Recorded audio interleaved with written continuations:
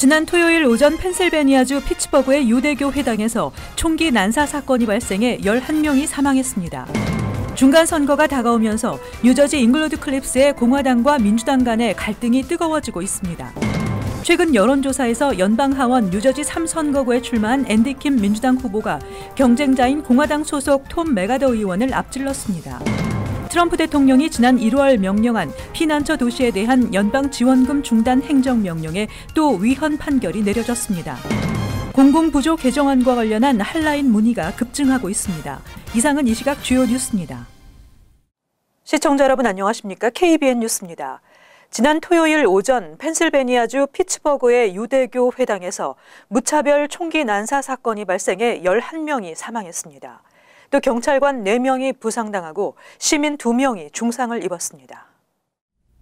지난 27일 오전 예배 중이던 피츠버그 스코럴 힐의 트리 오브 라이프 회당에 침입한 한 백인 남성이 모든 유대인은 죽어야 한다고 외치며 총기를 난사했다고 AP통신 등이 보도했습니다.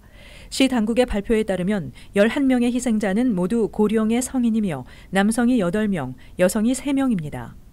스코럴 힐은 유대인 밀집 지역으로 이날 회당에는 유아들의 명명식이 진행돼 총 신도 1,450여 명 중 75명 성도가 모여 있었던 것으로 전해졌습니다.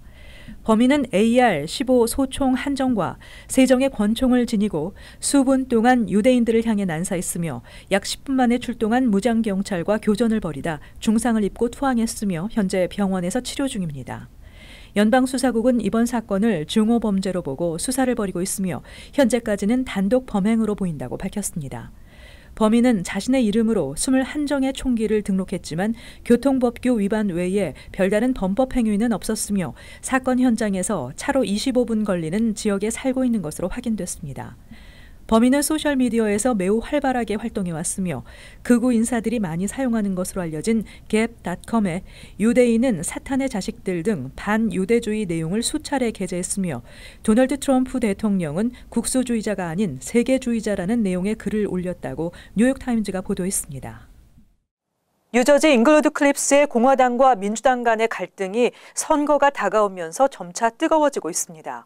오늘 공화당 측은 기자회견을 열고 민주당 측의 주장에 반박했습니다. 보도에 지한샘 기자입니다. 최근 마이클 COP 경찰서장의 여성, 아시안 비하 발언으로 파문이 일고 있는 뉴저지 잉글로드 클립스. 무급 정직 징계를 받은 COP 서장에 대해 강력 처벌해야 한다는 공화당과 성급한 판단을 피하자는 민주당 의원들 간의 논쟁이 본선거가 가까워지면서 심화되고 있습니다. 잉글로드 클립스 공화당 시의원들은 오늘 기자회견에서 민주당 측이 COP 서장의 여성 아시안 비하 발언이 담긴 녹음 파일을 듣지 못해 정확한 상황 파악을 하기 힘들고 공화당 측이 COP 서장을 정치적인 문제로 사임시키려 한다고 주장하지만 이미 지난 9월 26일까지 모든 시의원에게 녹음 파일이 전달됐다며 민주당 시의원들이 모든 내용을 파악했음에도 COP 서장을 사면하려 한다고 주장했습니다. 12일, 9월 26일 날 이미 녹취록이 모든 시의원들한테 대외비로 전달이 되었습니다. 그래서 그런 걸 알고 있었고 그런데도 불구하고 그것을 끝까지 한인신문에 광고를 하면서 자기들은 몰라서 안 했다고 그러는데 이것은 전혀 우리들의 인권에 개선이 안 되고. 또 공화당 시의원들은 실반 애비뉴에 들어설 계획인 683가구 규모의 아파트 건설에 대해서도 문제를 제기했습니다. 공화당 측은 현재 5,800여 명이 거주하는 잉글로드 클립스에 600가구 이상이 한꺼번에 늘어나면 경찰을 포함한 각종 사회 기반 시설들이 턱없이 부족해진다는 주장입니다. 따라서 최소한의 인원을 수용할 수 있는 건물로 계획을 바꾸기 위해 법정 싸움을 하고 있다며 민주당에서 이를 문제 삼으며 공화당에서 타운 재정을 악화시키고 있다는 흑색 선전을 하고 있지만 이는 사실과 다르다고 말했습니다. 공화당 시의원들은 공화당 측에서 타운 운영을 이끌기 시작한 후로 타운의 부채와 예산을 착실히 줄여나가는 등 발전에 힘쓰고 있다고 주장하고 민주당에서 흑색 선전을 멈춰줄 것을 부탁했습니다. 민주당 측은 공화당의 발언에 반발하며 조만간 공식 입장을 밝히겠다고 말했습니다. KBN 뉴스 지한샘입니다. 중간 선거를 일주일여 앞두고 있는 가운데 연방 하원 뉴저지 3선거구에 출마한 앤디 킴 민주당 후보가 경쟁자인 공화당 소속 톰 메가더 의원을 최근 여론조사에서 앞질렀습니다. 뉴저지 3선거구 유권자 363명을 대상으로 최근 실시한 여론조사 결과 김 후보는 48%의 지지율로 46%에 그친 메가더 의원의 2%포인트 앞섰다고 맘머스대가 발표했습니다. 맘머스대 측은 그러나 오차 범위 내 격차이기 때문에 최종 승자를 예상하기 어려운 박빙의 대결을 펼치고 있다며 최종 관건은 민주당 측이 선전을 하고 있는 만큼 트럼프 대통령 지지자가 얼마만큼 투표장에 나오느냐가 될 것이라고 지적했습니다. 여론조사 결과에 따르면 이 선거구에서 트럼프 대통령에 대한 업무 수행 지지율은 찬성과 반대 각각 49%로 같은 지지율을 보였습니다. 도널드 트럼프 대통령이 지난 1월 명령한 피난처 도시에 대한 연방 지원금 중단 행정명령에 또 위헌 판결이 내려졌습니다. 대통령의 행정명령에 대해 잇따른 위헌 판결로 다른 지역의 소송에서도 트럼프 행정부가 승리할 가능성은 희박할 것으로 예상되고 있습니다. 지난주 연방법원 워싱턴주 서부지법에서 열린 심리에서 리처드 존스 판사는 피난처 도시에 연방 지원금을 중단하도록 한 대통령의 행정명령 내용은 헌법에 위배된다고 판결했습니다. 소송은 연방 정부의 이민 단속에 협조하지 않고 불법 체류자 보호 정책을 시행하는 지방 정부인 피난처 도시를 선언한 시애틀과 오리건주 포틀랜드가 트럼프 대통령, 제프 세션스 법무부 장관, 커스텐 닐슨 국토안보부 장관 등을 상대로 지난해 3월 제기한 것입니다. 존스 판사는 판결문에서 연방 제9 순회 항소법원의 결정을 존중한다며 의회에서 예산을 배정한 지방정부 지원금을 행정부가 지급 보류하고 있는 것은 월권으로 위헌이라고 판결했습니다. 앞서 지난 8월 연방 제9 순회 항소법원은 샌프란시스코와 산타클라라 카운티가 제기한 행정명령 시행 중지 청구 소송의 항소심에서 헌법은 정부의 예산 사용 권한을 대통령이 아닌 의회에 부여하고 있으며 의회의 동의 없이 연방정부 자금 사용 조건을 행정명령으로 변경할 수 없다고 밝히며 피난처 도시에 대한 연방정부 지원금 중단 행정명령은 위헌이라는 판결을 내린 바 있습니다. 대통령의 행정명령에 대해 잇따른 위헌 판결이 내려짐에 따라 앞으로 같은 내용으로 제기된 다른 지역의 소송에서도 트럼프 행정부가 승리할 가능성은 희박해졌습니다. 트럼프 행정부가 추진하고 있는 공적 부조 규정 개정안 추진으로 뉴욕 이민자들의 혼란과 우려가 점점 커지고 있습니다. 공공 혜택을 받는 이민자들의 영주권 취득 문턱을 높이는 새 규정과 관련한 문의가 급증하고 있습니다. 연방국토안보부가 지난달 공적 부조 규정 개정안을 발표한 이후 뉴욕 이민자 지원 핫라인의 문의 전화가 급증하고 있다고 데일리 뉴스가 어제 보도했습니다. 지난 8월 18건에 불과했던 이민 관련 핫라인 문의는 이번 달 들어 124건을 기록했다고 뉴 아메리칸 핫라인이 밝혔습니다.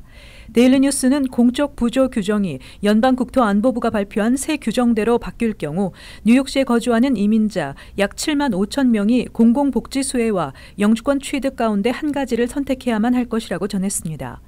현행 공공부조 규정은 소셜 시큐리티 소득 보조, 빈곤 가정 긴급 보조금 등 현금성 복지 프로그램과 메디케이드 장기 수혜자에 한해 영주권 취득을 제한하고 있지만 새 규정이 시행되면 메디케이드와 푸드 스탬프, 섹션 A 주거 지원, 메디케이드 파트 D 처방 프로그램 등 비현금성 복지 수혜를 받은 이민자들도 영주권 취득에 제한을 받게 됩니다. 특히 새 규정안은 이민심사관이 영주권이나 비자 신청자의 나이, 학력, 직업기술, 건강상태, 소득 수준 등 다양한 부정적 요인들을 심사에 반영하도록 하고 있습니다. 하지만 오바마 케어 정부 보조금과 산모, 신생아 영양보조 프로그램, 저소득층 근로소득 세액 공제 등은 포함되지 않으며 새 규정 발효 전에 받은 공공복지 혜택은 소급 적용되지 않습니다. 한동안 취업 비자를 통한 미국 정착이 이민의 한 가지 통로이기도 했는데요. 이제는 쉽지 않은 방법이 돼가고 있습니다. 한인들의 취업 비자 취득이 10년 전에 비해 3분의 1 수준으로 급락한 것으로 나타났습니다. 최근 연방이민서비스국이 공개한 2018 회계년도 전문직 취업비자 신청 통계에 따르면 2018 회계년도에 취업비자 신청서를 제출한 한국인은 4,465명인 것으로 집계돼 출신 국가별 순위에서 한 단계 떨어진 4위를 기록했으며 취업비자 승인을 받은 한인도 만여 명이 넘었던 10년 전과 비교해 3분의 1 수준으로 떨어졌습니다. 주목할 만한 것은 한인들의 취업 비자 취득 감소 추이가 10년째 계속되고 있다는 것입니다. 2017 회계년도에 취업 비자 승인을 받은 한인은 3,203명으로 2016년에 비해 1,000명 이상 급감했으며 10년 전인 2007년 1,730명보다 무려 70% 이상 줄었습니다. 한인들의 취업 비자 취득이 매년 감소하고 있는 것과 달리 인도인은 2017년 24만 7,927명으로 10년 전에 비해 50% 증가했고 중국인도 3만 6천여 명으로 큰 폭의 증가세를 나타냈습니다. 취업 비자 감소는 한인들의 취업 이민 감소로 곧바로 연결되고 있습니다. 2018 회계년도에 노동허가 승인을 받은 한인은 4,796명으로 집계돼 2016년에 비해 약 10% 줄었고 한인들의 노동허가 비중도 2016년의 절반인 4%로 감소했습니다. 취업비자 취득 감소는 취업 이민, 노동허가 감소와 취업 영주권 취득 감소로 이어지고 있어 취업비자를 취득하는 한인 감소는 한인 신규 이민 감소로 이어지게 될 것이라는 전망입니다. 최근 몇 년 동안 감소세를 보이며 최저치를 기록했던 한인 유학생 수가 다시 증가했습니다. 미국에서 유학 중인 한인 유학생 수는 9만 6천 명에 육박하는 것으로 나타났습니다. 연방이민세관 단속국 산하 유학생과 교환 방문자 관리 시스템이 공개한 2017년도 외국인 유학생 통계 자료에 따르면 지난해 미국 대학에서 수학 중인 한국인 유학생은 9만 5,701명으로 집계됐습니다. 이는 2016년에 비해 2만 4,495명이 늘어 17%가 증가한 수치입니다. 한국인 유학생은 지난 2014년부터 3년 연속으로 뚜렷한 감소세를 보이면서 22.5%가 줄어 지난 2016년에는 7만 명 정도를 기록하며 최저치를 보였습니다. 국가별로는 중국이 48만 1,106명으로 유학생이 가장 많았고 인도가 24만 9,763명으로 그 뒤를 이었으며 한국은 3위를 차지했습니다. 9학년에서 12학년 고등학교에 재학 중인 한인 조기 유학생은 6,842명으로 중국 4만 4,573명에 이어 두 번째로 많았습니다. 스템 분야의 OPT 승인 비율은 인도가 월등히 높은 5만 507명이었으며 중국이 2만 1,705명으로 두 번째로 많았고 한국이 1,670명으로 3위를 기록했지만 상위 순위에 비해 현저히 낮았습니다. 스템 분야의 OPT 대상자 채용이 많은 기업으로는 아마존이 2,393명으로 가장 많았고 구글이 1,142명으로 2위, 인텔이 1,139명으로 3위를 차지했습니다. 한편 미국 전체에서 수학 중인 외국인 유학생은 159만 1,070명으로 집계됐습니다. 트럼프 대통령은 완전 고용과 일자리 창출 등 경제 성장을 대표적인 성과로 주장하고 있지만 정작 많은 미국인들이 트럼프 행정부 출범 이후 경제적 사정이 나아지지 않았다고 생각하고 있는 것으로 나타났습니다. 이번 중간 선거는 경제 문제가 주요 쟁점으로 부각될 전망입니다. 트럼프 대통령 집권 이후 호황이라고 할 정도로 미국 경제가 호전된 것이 사실이지만 경제 호황에 따른 혜택이 모든 미국인들에게 돌아가고 있지 않다는 분석이 나오고 있습니다. 뱅크레이트닷컴의 설문조사 결과 지난 2016년 대선 이후 자신의 재정 상황이 개선됐다고 말한 응답자는 전체의 38%에 그쳤습니다. 이에 비해 이전보다 더 악화됐다고 답한 응답자는 17%로 나타났고 2년 전과 비교해 차이가 없다고 답한 응답자는 45%에 달한 것으로 조사됐습니다. 미국인 10명 중 6명, 62%의 미국인들이 트럼프 대통령 당선 이후 주머니 사정이 전혀 나아지지 않았다고 생각하는 것입니다. 또 월렛허브닷컴의 조사 결과에 따르면 23%에 달하는 미국인들이 비상금을 전혀 준비하지 못하고 있는 것으로 나타났으며 22%의 미국인들은 은퇴 자금이 부족해 실직에 대한 걱정을 하고 있는 것으로 조사됐습니다. 한편 민주당 지지층의 경우 자신의 재정 상황이 나빠졌다는 응답이 29%에 불과했지만 공화당 지지층에서는 60%에 달했습니다. 반면 상황이 나빠졌다는 부정적인 응답은 민주당 지지층에서 23%였지만 공화당 지지층에서는 9%로 떨어졌습니다.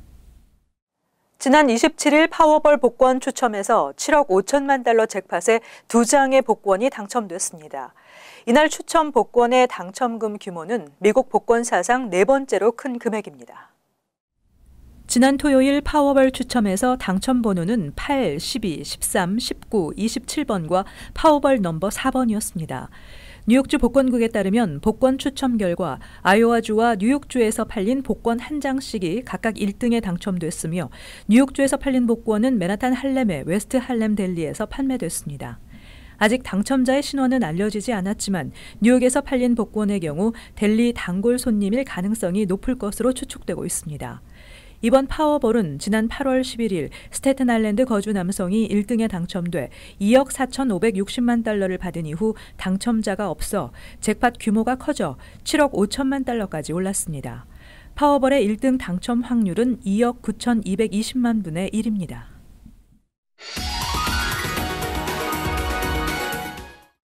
이어서 LA 지역 한인사회 소식입니다. 다음 달 중간선거에서 게리 브라운 캘리포니아 주지사가 물러나게 됩니다.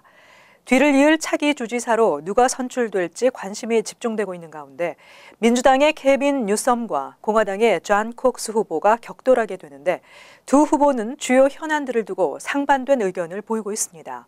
김재은 기자가 정리했습니다. 지난 6월 예비선거를 거쳐 주지사 선거 본선에 오른 존 콕스와 케빈 뉴섬 후보. 두 후보는 거의 모든 현안에 대해 정반대의 공약을 내걸고 있습니다. 일단 이민 정책에 대해 케빈 뉴섬 후보는 이민자를 보호할 것이라며 트럼프 행정부가 추진하는 반이민 정책을 강력히 비판했습니다. Over 10 million of us foreign born in California, a majority minority state. It's what makes California great. It's what separates us from any other state in America. We want to celebrate that diversity, not tolerate it. And I'm going to continue to push back against Trump and Trumpism as he tries to divide communities. 반면 도널드 트럼프 대통령의 적극적인 지지를 받아온 존 콕스 후보는 불법 체류자들이 공공의 안전을 위협하고 있다며 피난처 주법인 SB 54를 폐지해야 한다고 주장했습니다. First thing I'll do as governor is get rid of this illegal sanctuary state policy. Nobody wants to live next to an MS-13 gang member. People want border security. 건강보험 정책에 대해서도 뉴섬과 콕스 후보의 의견이 극명하게 나뉘었습니다. 뉴섬 후보는 모든 주민이 동등하게 의료보험 혜택을 받을 수 있도록 하는 유니버셜 헬스케어 시스템을 지지했습니다. 하지만 콕스 후보는 이 같은 건강보험 정책은 주민들의 세금을 가중시키는 것은 물론 보험사들 사이에서 경쟁이 떨어져 의료의 질에도 영향을 미칠 것이라고 말했습니다. The only way to make any good or any service less expensive is to increase competition and supply. So we need more doctors, we need more hospitals, we need more insurance companies to compete. We don't need the government to run it. What we'll get. 이 외에도 주택난과 교육, 경제 활성화 등에 대해 각 후보가 내세운 공약의 우선순위 역시 달랐습니다. 주 공공정책연구소 조사에 따르면 현재 뉴섬 후보는 49%의 지지율, 콕스 후보는 38%의 지지율로 뉴섬 후보가 앞서고 있습니다. MBC 뉴스 김재은입니다. 샌프란시스코가 오는 11월 중간선거의 일부 지역 선거에서 비시민권자 투표를 허용해 논란이 일고 있습니다. LA타임즈에 따르면 오는 11월 6일 샌프란시스코 학교교육위원회 선거에서는 불법 체류자까지 포함한 비시민권자들도 투표할 수 있는 것으로 나타났습니다. 이번 조치는 지난 2016년 통과된 샌프란시스코 학교에 자녀를 둔 부모가 이민 신분과 관계없이 교육위원회의 위원들을 선출할 수 있도록 하는 내용의 주민 발의안 N에 따른 것입니다. 현재 샌프란시스코에서 유권자 등록을 마친 비시민권자는 49명으로 집계됐습니다. 한편 연방 선거 때마다 미 전역에서 매번 투표권이 없는 800만여 명의 유권자들이 한 표를 행사하고 있어 수년 전부터 중대한 논쟁거리로 떠오르고 있습니다. 이어서 간추린 소식입니다.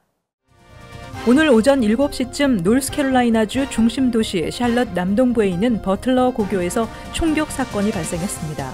목격자들에 따르면 학생 2명이 교내 식당에서 다투다가 한 명이 총을 쐈으며 총에 맞은 학생은 인근 병원으로 옮겼으나 숨졌습니다. 총격을 가한 학생은 구금된 것으로 알려졌으며 신원은 확인되지 않고 있습니다. 최신 발표에 따르면 트럼프 대통령 취임 후 지난 5월까지 뉴저지에서 4,882명의 불법 체류자가 연방 이민세관 단속국 단속 요원에 의해 체포됐습니다. 전임 오바마 대통령 재임 때보다 55.7%나 증가한 것입니다. 버겐 카운티에서도 같은 기간 146명의 불법 체류자가 체포돼 이전 15개월에 비해 25.9%가 증가했습니다. 뉴저지에서 가장 불법 체류자 체포가 많은 카운티는 에섹스 카운티로 2,197명이나 됐습니다. 최근 뉴욕시 노숙자 서비스국이 칼리지 포인트 127 스트리트과 20 애비뉴 교차 지점에 위치한 4층짜리 오피스 빌딩을 노숙자 쉘터로 개조하는 방안을 추진 중인 가운데 인근 주민들이 노숙자 쉘터 건립에 강력 반발하고 나섰습니다. 주민들은 뉴욕시가 부지 선정 과정에서 지역 커뮤니티와 충분한 논의도 거치지 않았고 쉘터 부지 인근의 학교들이 인접해 있어 학생들에게 부정적인 영향을 미칠 것이라고 주장하고 있습니다. 뉴저지 패세이 카운티 해스킬의 와나크 센터 for Nursing and Rehab 센터에서 아데노 바이러스 감염으로 인한 사망자가 9명으로 늘어나 지역사회가 충격에 빠졌습니다. 보건국에 따르면 이 시설에 입원해 있던 미성년자 환자 중 아데노 바이러스에 감염된 이들은 총 25명으로 확인됐으며 감염자 중 현재 9명이 사망했다고 밝혔습니다. 아데노 바이러스는 독감 증세와 같으며 각종 합병증을 유발하고 특히 면역력이 약한 이들에게 치명적일 수 있습니다.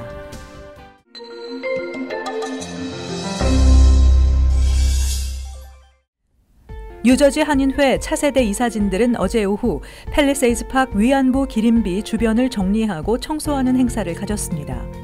KCS 공공보건부는 10월 간 건강의 달을 맞이해 건강 포럼을 개최했습니다. 뉴욕시 보건국이 뉴욕 시민들의 간염과 건강 증진을 위한 여러 지원 활동에 대해 보고했고 지방간과 간 기능 등에 대한 발표가 있었습니다. 뉴저지 훈민학당 한국학교에서는 독도의 날을 맞이해 학생들의 작품 전시회와 포스터 공모전을 개최하고 독도 지킴이 학생 6명을 뽑아 독도 홍보대사로 임명했습니다. 계속해서 환율과 증권 소식입니다.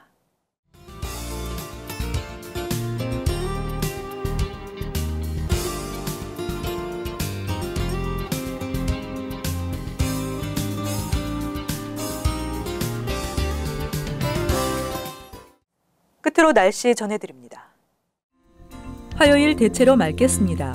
낮 최고 기온은 56도, 섭씨 영상 13도, 밤 최저 기온은 43도, 섭씨 영상 6도. 수요일 역시 대체로 맑겠습니다. 목요일 대체로 맑고 따뜻한 날씨 예상됩니다. 이상으로 KBN 뉴스를 마칩니다. 시청해주신 여러분 고맙습니다.